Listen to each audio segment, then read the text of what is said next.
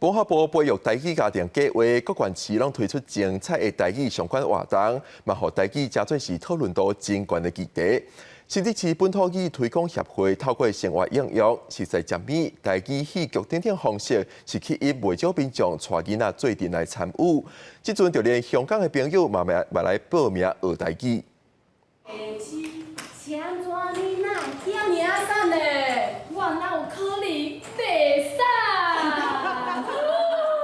大家做伙用台语搬戏，大家人拢算甲真欢喜，也对佚佗的过程中学台语、讲台语，趣味的活动，连香港朋友拢专工来报名。因讲台语是台湾最重要的语言，想要熟悉台湾文化，学台语是第一步。台语是台湾自己的语言嘛，但是我们从香港过来，我们都不知道台语怎么讲，我们很希望去学那个台语，了解台湾的文化。我来了台湾大概3个月，听到很多人都说台语，所以我想学多一个语言，融入可以更加可以融入台湾。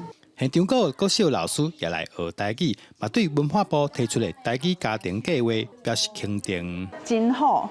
因为我知影讲，你个计划是厝内大人，就是爸爸妈妈啊，甲囡仔细汉的，拢爱加入这个计划，啊，大家拢爱扣点，吼，毋是爸爸妈妈扣点就会使，啊，就大家会使练习这台语，这是咱的母语嘛。台语本地就是生活的语言。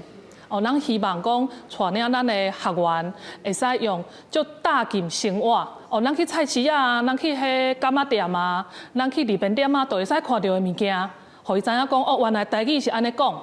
所以嘛鼓励咱的学员大人带囡仔，会使同齐伫生活内底开始讲台语。文化部推出母语家庭计划，参加活动提点数，得当换奖励金。第一期活动到月底结束。新竹本土语言协会讲，透过培育台语家庭计划，除了互囡仔自然学习使用台语，继续母语文化，甲台语带入厝内，成做生活当中习惯的语言，互母语一代传一代，继续传落去。记者杜君豪，新竹报道。